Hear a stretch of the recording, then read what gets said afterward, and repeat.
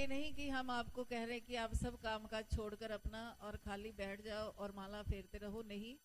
यही संदेश है कि आप सब अपना कर्तव्य भी निभाएं और उस प्रभु का भजन भी करते रहें, काम करें। कि मुख में हो राम नाम, राम सेवा हाथ में, तू अकेला नहीं प्यारे, प्रभु तेरे साथ में। तो वो हर वक्त हमारे साथ है, उसकी शक्ति हमेशा हमारे साथ है। इसीलिए थोड़ा सोफा इधर कर लो। तो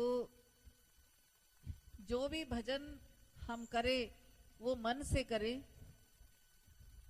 मन से करते रहे, ताकि हमारा मन हर वक्त उस प्रभु के चरणों में लगा रहे, हमारा ध्यान उसके चरणों में रहे। क्योंकि इस समय केवल एक ही है कि ये भी नहीं है कि आप केवल ध्यान में ही बैठे रहेंगे, और ये भी नहीं है कि आप केवल काम काज करते रहेंगे, केवल भजन करेंगे और कुछ नहीं करेंगे। अपना सब कर्म, अपना कर्तव्य निभाते हुए हम उस प्रभु का भजन करेंगे। बोलिए श्री सद्गुरुदेव भगवान की जय।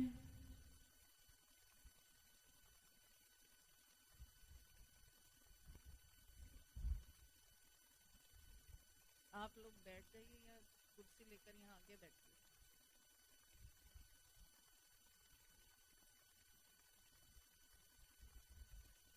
जय माता दी, जय माता दी।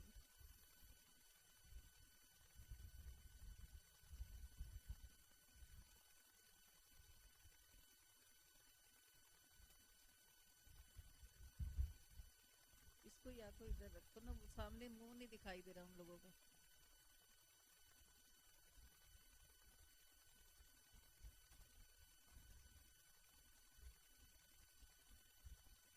आप सबको आने में कोई असुविधा तो नहीं हुई है ना?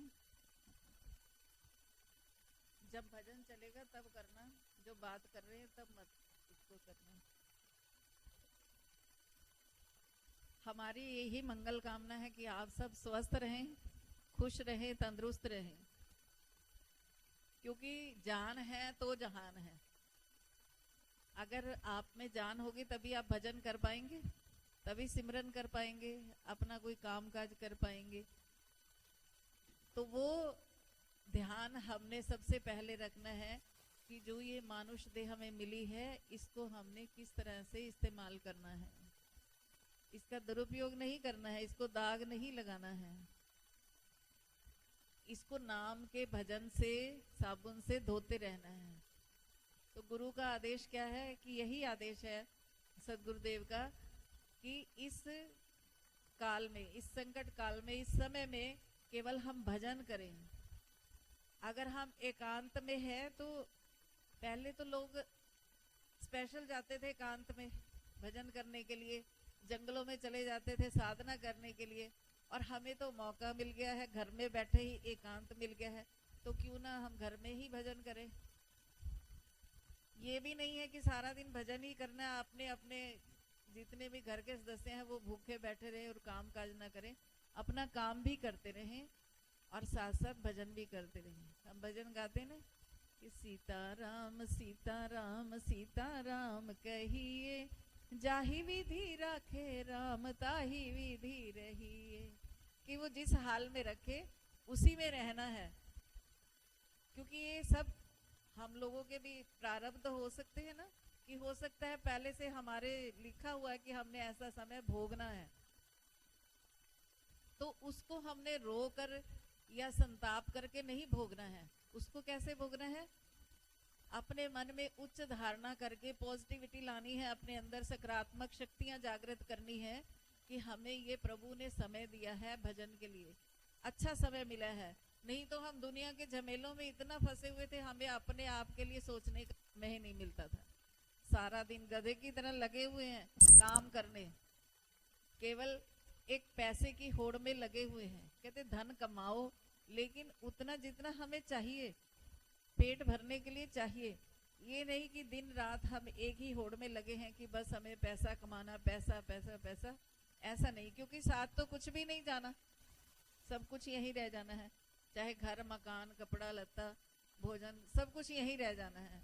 और आज के समय में एक बार सभी ने ये जीवन जी लिया होगा और देख भी लिया होगा कि कैसे हम थोड़े में भी गुजारा कर सकते हैं।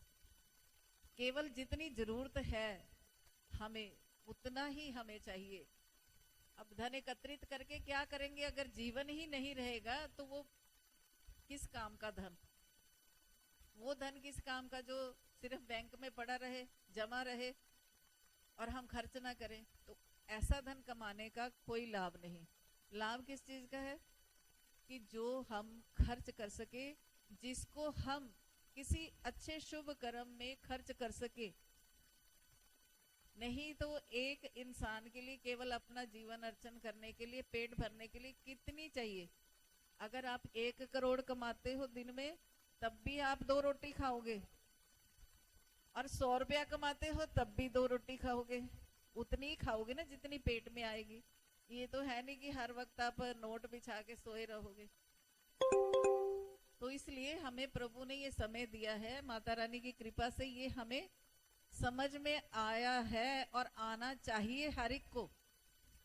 कि पहले तो हम सिर्फ उपदेश सुनते थे, वाणी सुनते थे, महापुरुष समझाते थे, लेकिन इस वक्त समय ने, काल ने ये समझाया है कि बंदे तुझे ये मौका बार बार नहीं मिलेगा अपने जीवन में।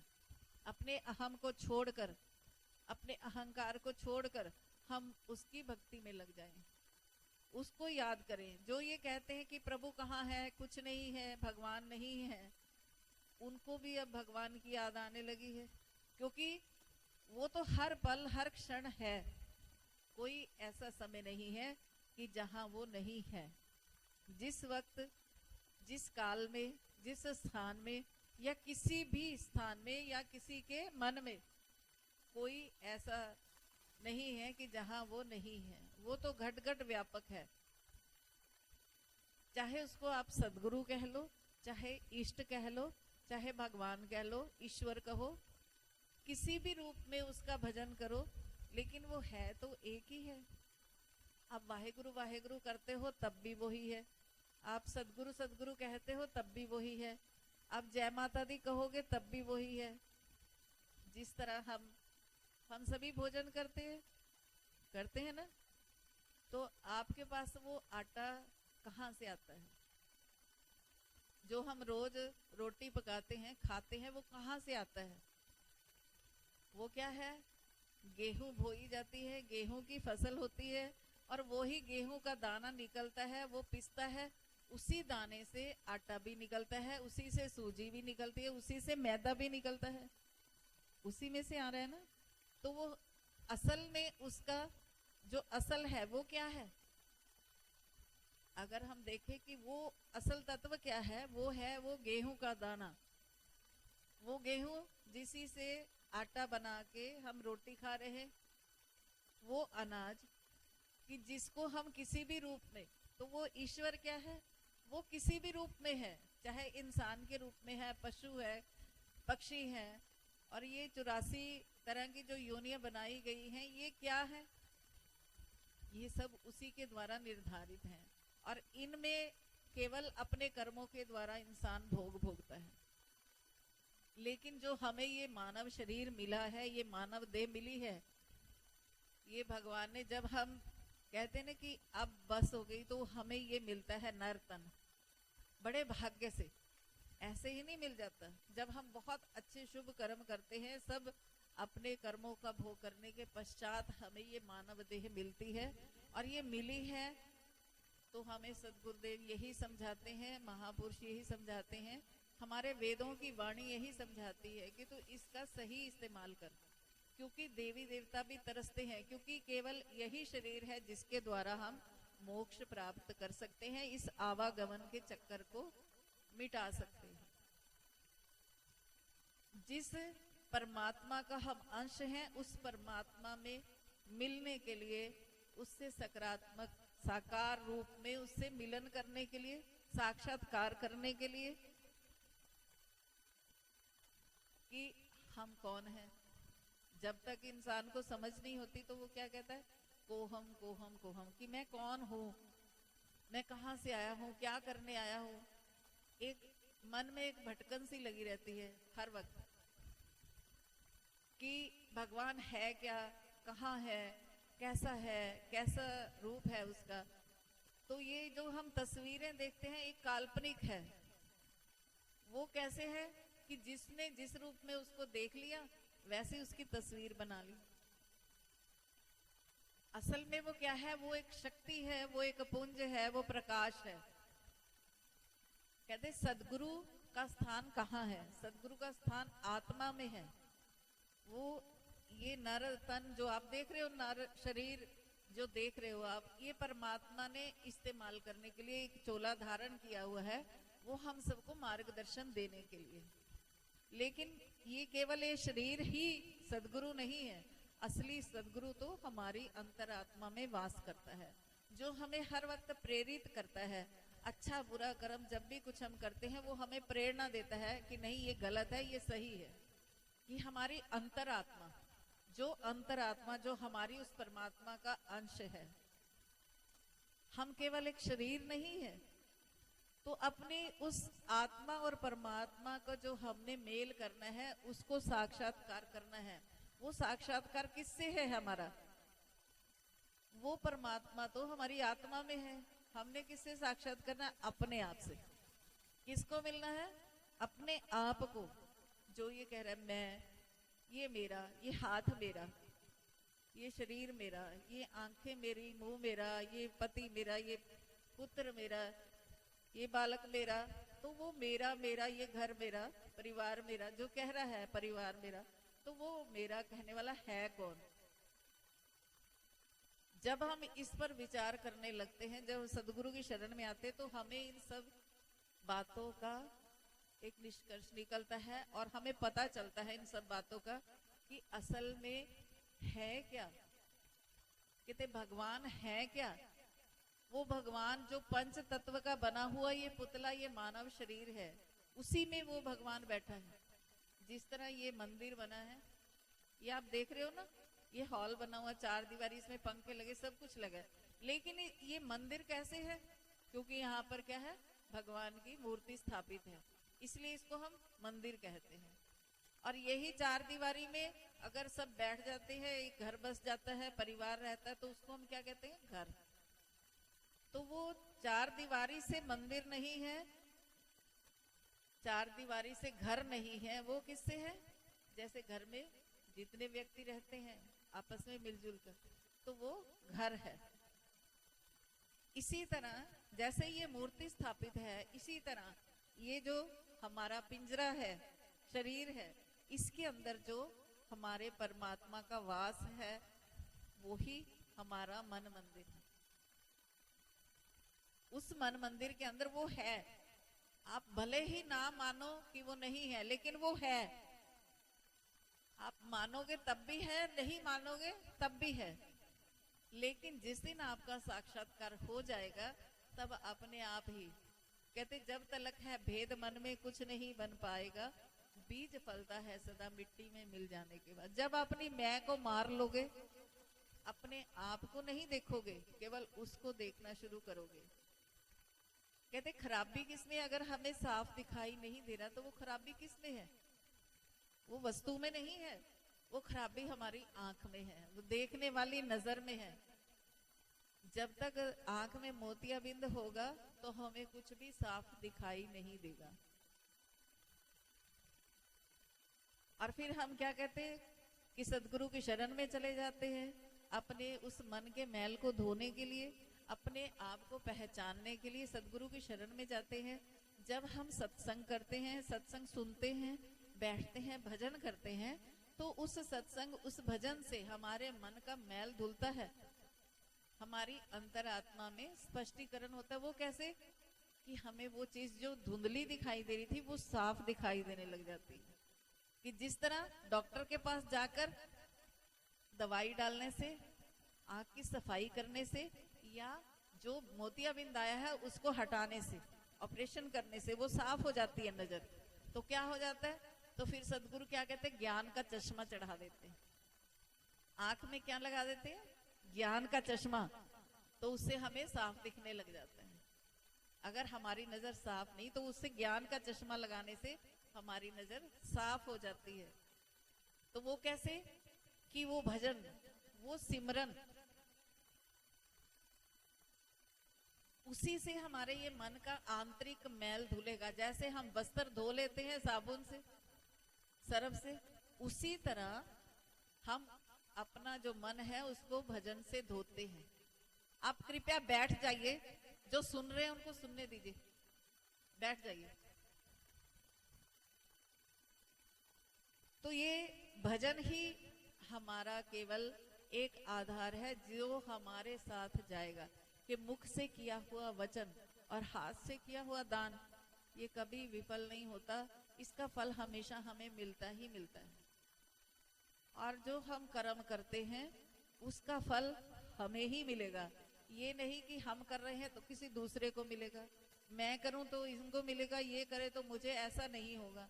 कहते जिस तरह 1000 गायों में भी बछड़ा केवल अपनी माँ के स्तन का दूध पान करता है, वही दुग्ध को पान करता है, उसका ही दूध पीता है, केवल अपनी माँ का, किसी दूसरी गाय का नहीं पीता है।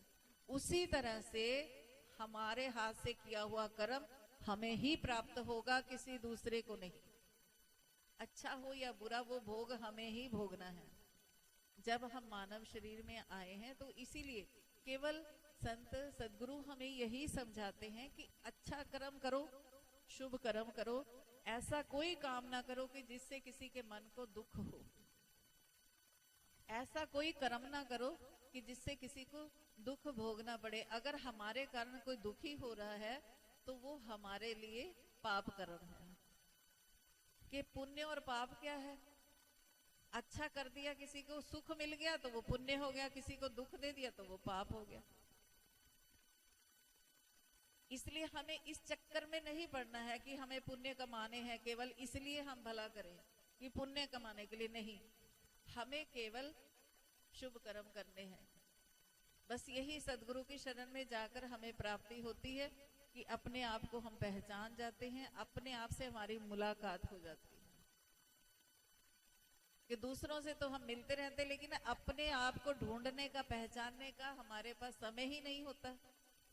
इसलिए सदगुरु केवल यही बताते हैं कि अपने आप को पहचान कि तू है कौन, किस लिए आया है, क्या करने आया है।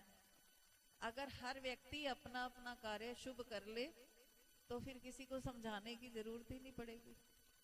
जैसे आजकल के इस संकट काल में सभी को बताया जाता है कि अपने मुंह पे मास्क लगा के रखो, अपना मुंह ढक के रखो, हाथ धोवो, पैर धोवो। सभी को कहते हैं ना कि एक दूसरे से दूरी बना के रखो।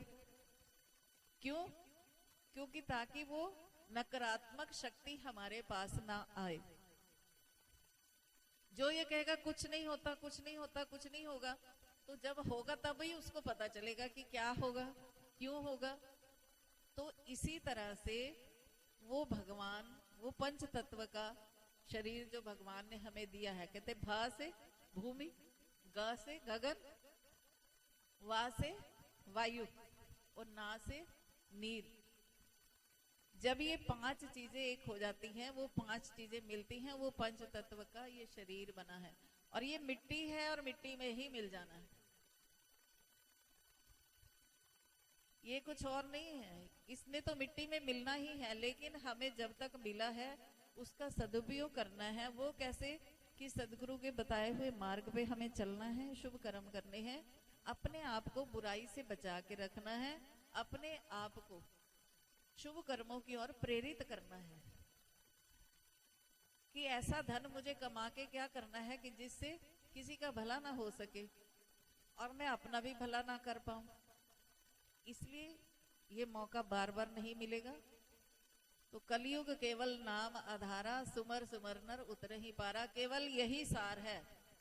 चाहे आप कितने वेद पढ़ लो, पुराण पढ़ लो, सत्संग सुन लो, कुछ भी कर लो, जब तक अपना मन नहीं बदला तब तक दुनिया में कुछ भी नहीं बदलेगा। वो बदलेगा कब? जब आप खुद अपने आप को बदलोगे, तभी बदल पाओगे। तो दुनिया बदल जाएगी। कि नजरें बदली तो नजारे बदल गए, कि किश्ती ने बदला रुख तो किनारे बदल गए। कि जब आपकी देखने वाली, सोचने वाली नजर बदल जाएगी, आपके विचार बदल जाएंगे, तो दुनिया भी बदल जाएगी।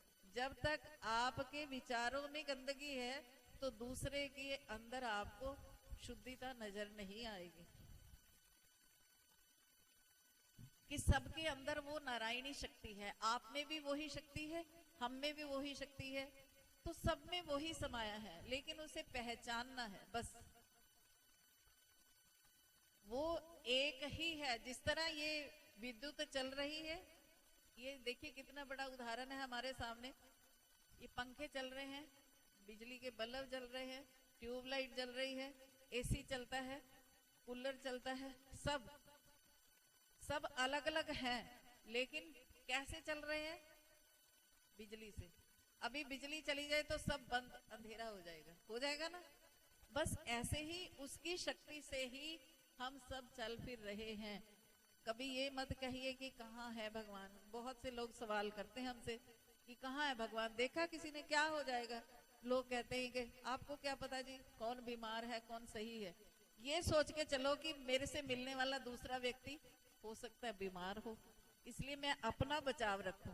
अगर हम सब अपना अपना बचाव करेंगे तो सबका बचाव होगा। किसी दूसरे के बचाव से हमारा बचाव नहीं होगा।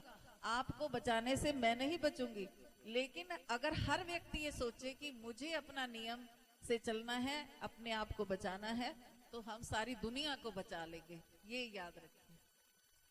बस यही अपने जीवन का सार है कि हमें बुराइयों से बच के चलना है, हमें शुभ कर्म करने हैं।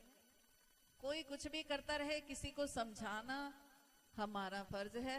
अब जो समझे तो भला, नहीं समझे सो भी भला। जिस तरह ये दुनिया की सरकार ने हमारे लिए नियम लागू किए, हमने वो सब लिख के लगाए हैं और उसी के मुताबिक हम अपने मंदिर को चला रहे हैं। अगर जो मानेगा तो ठीक है, नहीं मानेगा तो उसकी इच्छा, ठीक है ना।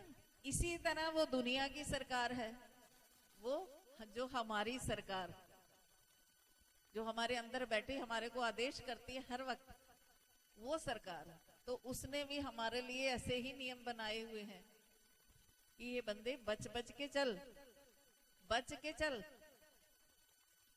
कि तूने पाया जन्म अनमोला, बंदे फिर ना मिलेगा ये चोला। कि देखी कितने दाग ना ललवी।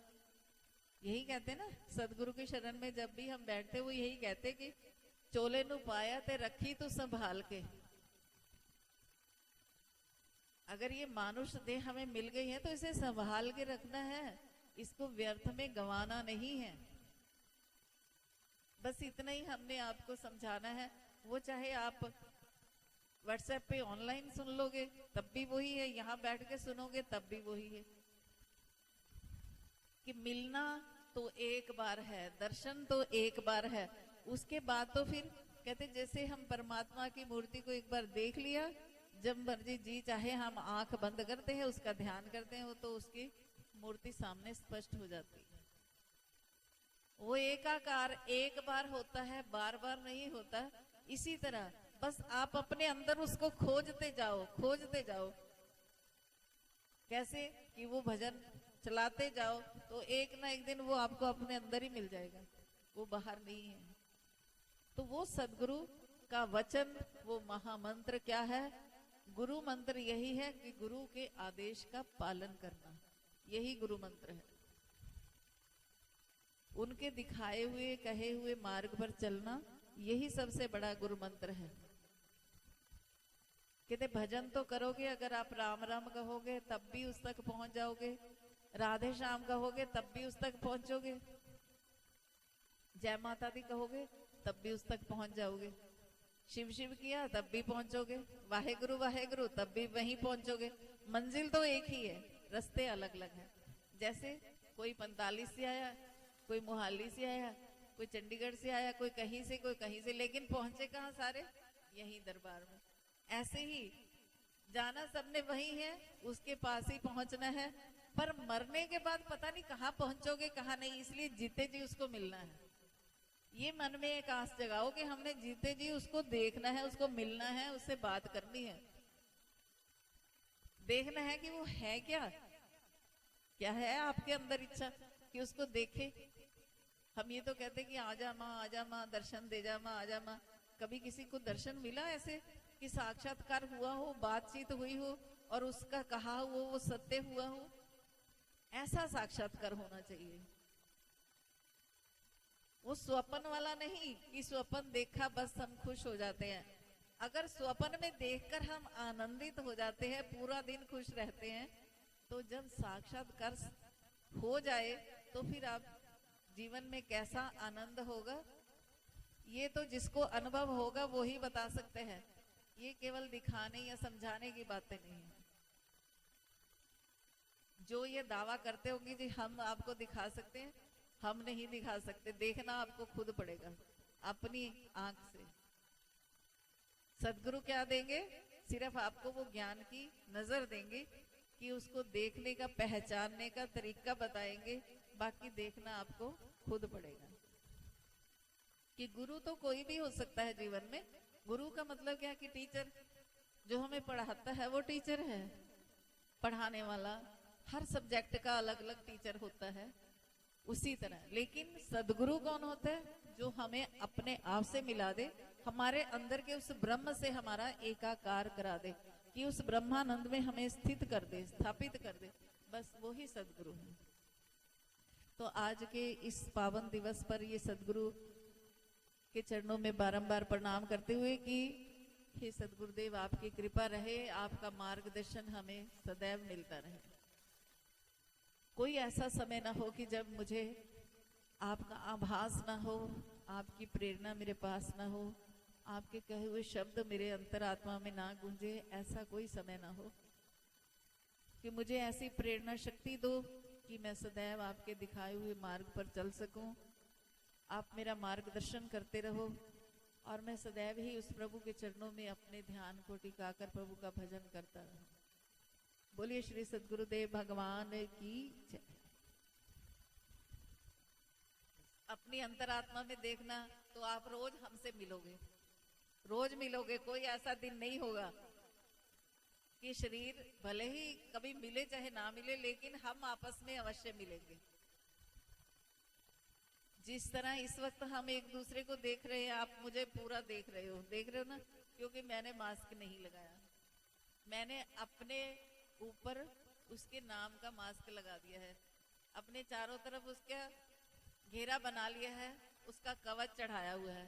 तो माता रानी ने कहा कि सबको दर्शन होने चाहिए, तो दर्शन करने आप आए हो तो वो दर्शन मिलन होना चाहिए, होना चाहिए ना। क्योंकि आप दुनिया में बैठे हो तो आप बाहर से आए हो, इसलिए आप अपना मुंह ढक के आए हो। क्योंकि बाहर जो है, ये जो हवा है, हवा में कितनी तरह के विषाणु चलते हैं, ठीक है, इसलिए नाक मुंह ढक लेते हैं बस। कहते एकाकार तो हमारा हो ही चुका है, और जब भी जिसने भी मिलना हो, दर्शन करना हो, तो कभी भी सुबह 3 बजे के बाद जब मर्जी उठना, उठ के बैठना, अपने गुरु मंत्र का जाप करना। जब भी आपके मन में कोई भी उलझन होगी, मुश्किल होगी, तो आपको आपके सदगुरु अवश्य जवाब देंगे। आपका इष्ट आपको सदगुरु के रूप में अवश्य जवाब देगा। ये पक्की बात है, विश्वास के साथ कभी भी आजमा के देख लेना। आप अगर ये विश्वास रखोगे कि माता जी हमारे सदगुरु हैं, क्योंकि इस शरीर को आपने अपना गुरु मान लिया है, ठीक है, तो आप जब ये सोच कर कि हे माता रानी मेरा मार्गदर्शन करो, तो जिस रूप पे आप विश्वास टिका लोगे, उसी रूप में वो आपका मार्गदर्शन कर देंगे।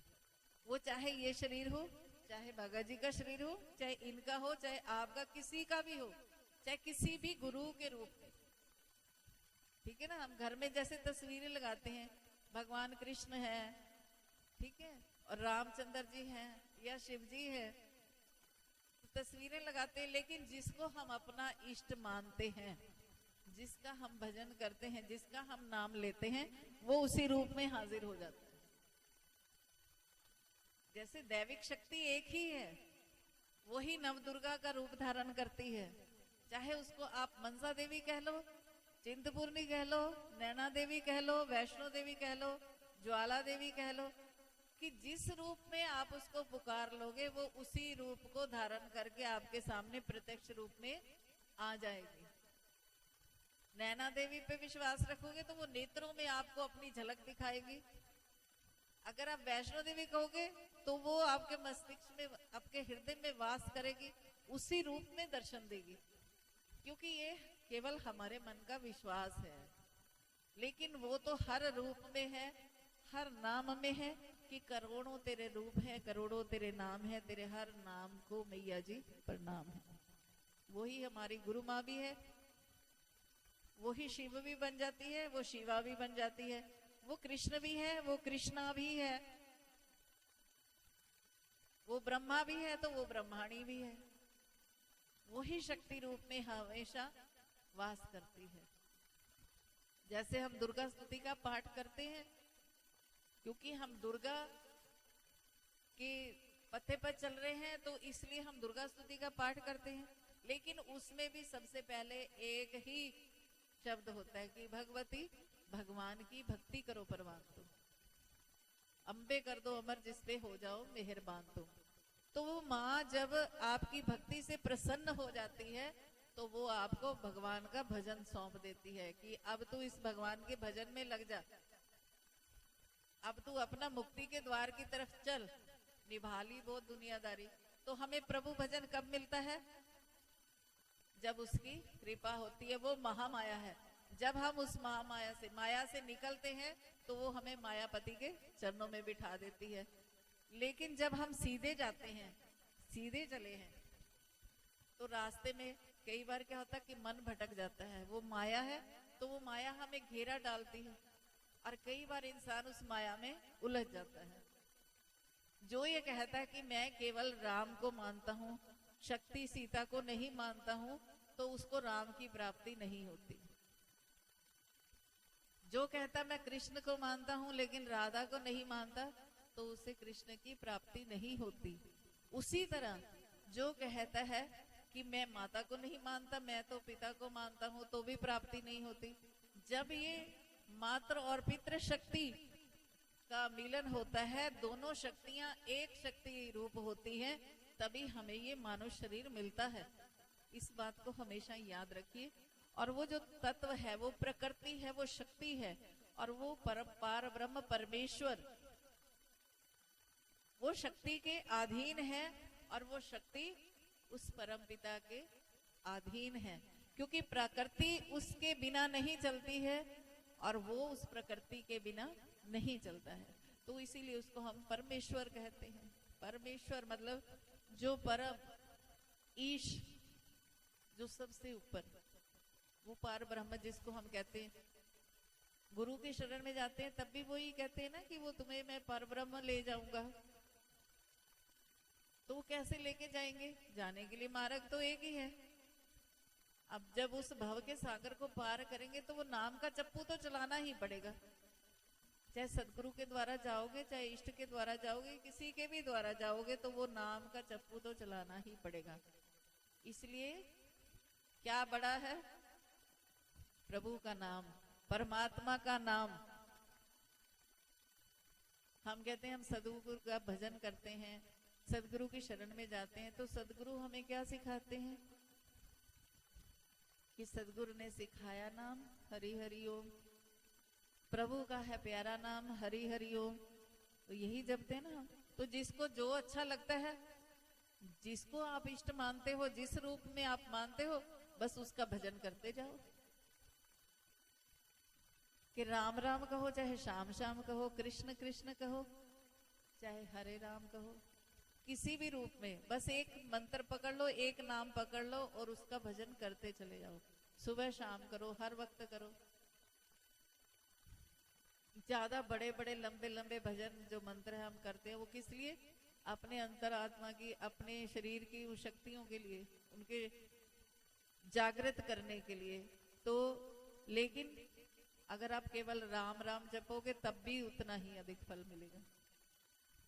ये ना सोचो कि जहाज बड़ा है या छोटा है, जिसमें हजारों लोग लाखों लोग इकट्ठे बैठ सकते हैं, वो भी जहाज है। जो एक कश्ती एक इंसान को पार ले जाती है, वो भी उतना ही बड़ा जहाज है। कि वो जहाज क्या है? उसके नाम का जहाज। गुरु नानक जी ने भी कहा ना कि नानक नाम जहाज है, चढ़े सो उतरे पार। बस उस नाम के जहाज पे चढ़ जाओ तो पार उतारा हो जाएगा। किसी ने नहीं लेके जाना। अगर आप कहोगे कि सदगुरु हमें पकड़ के ले जाएंगे, वो आपको पकड़ के नहीं ले जाएंगे। वो कौन लेके जाएगा?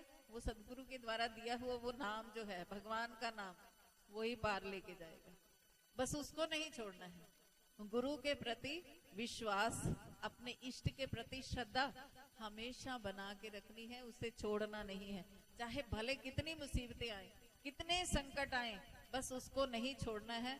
तो वो अपने आप उसमें से आप पार निकल जाओगे, आपको पता भी नहीं चलेगा कि आप कैसे पार निकल गए। ये नहीं है कि आपने सदगुरु धारण कर लिए या आपने भगवान का भजन कर लिए तो आपको दुख नहीं आएंगे। ये नहीं हो सकता, क्योंकि दुख और सुख तो जीवन के दो किनारे हैं। जब तक शरीर में जान रहेगी, ये किनारे साथ साथ चलते रहेंगे जीवन में। कभी इस किनारे रुख हो गया हवा से, कभी उस किनारे हो गया, ये चलते रहेंगे। ये मत सोचना कि गुरु धारण कर लिए तो दुख नहीं आएंगे। जिस तरह सुनार सोने को परखता है जब, तो उसको कसौटी पे रगड़ता है और देखता है कि इसके अंदर शुद्धता कितनी है। इसी तरह सदगुरु भी देखते हैं कि मेरे शिष्य में पात्रता कितनी है, वो कितना ज्ञान अर्जित कर सकता है, वो कितना अपने अंदर ज्ञान समा सकता है, उसी को वो उतना ज्ञान देते हैं। कि जिस तरह दूध को गंदे बर्तन में डालने से वो खराब हो जाता है, इसी तरह ज्ञान भी हर एक को नहीं दिया जाता। कि संगत में बहुत दुनिया होती है, कि जिस तरह की 3 तरह के होती है संगत। क्या होती है? फसली। फसल जब होती है, फसल में क्या होता है? नकली और असली। ठीक है, वो फसल कैसी है? 2 तरह की है, एक नकली एक असली। जब वो फसल निकलती है उसमें से आधा तो झाड़ फूस निकल जाता है और असल दाना अलग हो जाता है। इसी तरह ही उस संगत में से वो अपने आप अपने शिष्यों को पहचान कर रोक लेते हैं, और जो झाड़ने वाले होते हैं उनको झाड़ देते। एक बार फटका तो सबको लगता है। जब भी आप सदगुरु के शरण में जाओगे, एक बार फटका तो आप लगेगा, और ऐसा लगेगा कि जिस तरह हमने उसको फटका, अनाज को फटका, फिर उसको पीसा, क्योंकि उसमें से वो झाड़ अलग करना है, वो गंदगी अलग करनी है, वो दाना एक एक दाना अलग निकालना है। जैसे जौ में से ऊपर छिलका होता है ना, तो छिलका उतरता है तो उसमें कितना समय लगता है उतारने में, लगता है ना समय। ऐसे ही सदगुरु भी हमारे उन छिलकों को उतारते हैं, और जब केवल दाना रह जाता है ना, तभी वो असल संगत बनती है, उसी को ज्ञान दिया जाता है।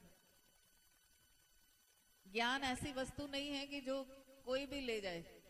कि पहले तो सिंगनी का दूध निकालना ही बड़ा मुश्किल है, अंदर से निकालना बहुत मुश्किल है, और जब निकाल लिया तो उसको संभालना बहुत मुश्किल है। अगर उन्होंने ज्ञान दे भी दिया, अगर आपकी पात्रता में शुद्धता नहीं है, आपकी विश्वास में कमी है, तो आप उसे संभाल नहीं पाओगे, खो जाओगे, विचलित हो जाओगे, भटक जाओगे। तो इसलिए उसको संभाल के रखने के लिए अपनी अंतरात्मा को शुद्ध रखना बहुत जरूरी है। उसके लिए केवल एक ही साबुन है, वो है नाम का, भजन का। बस वो लगाते रहना, उसको मैले नहीं होने देना। कहीं भी रहो, जहां भी रहो, खुश रहो, स्वस्थ रहो, यही हमारा आशीर्वाद है। सदा खुश रहो, स्वस्थ रहो, तंदुरुस्त रहो, चुस्त फुर्त रहो, अपने कर्म शुभ कर्म करते हुए भी उस प्रभु से हमेशा जुड़े रहो। बस अधिक कहने की आवश्यकता नहीं है, क्योंकि आजकल हर एक चीज का एक समय निर्धारित हो चुका है। तो बहुत अच्छा लगा कि आप सब हमें मिलने आए, आपसे मुलाकात हुई। जिस तरह बच्चों का मन होता है माँ बाप को देखने का, माँ बाप का भी मन करता है बच्चों को देखने का, मिलने का। ठीक है ना? जैसे आप अपने एक छोटे से परिवार में हो, 2-4 बच्चों के साथ रहते हो, उसी तरह हमारा भी परिवार है। तो परिवार बड़ा होने के कारण तो सबको थोड़े थोड़े करके कह देते कि जी बजाय एक ही दिन आने के, जब मन करे तब आओ। इसलिए हम ये आशा करते हैं कि आप सब हमें सहयोग दोगे, क्योंकि हमेशा आप सबका प्यार सहयोग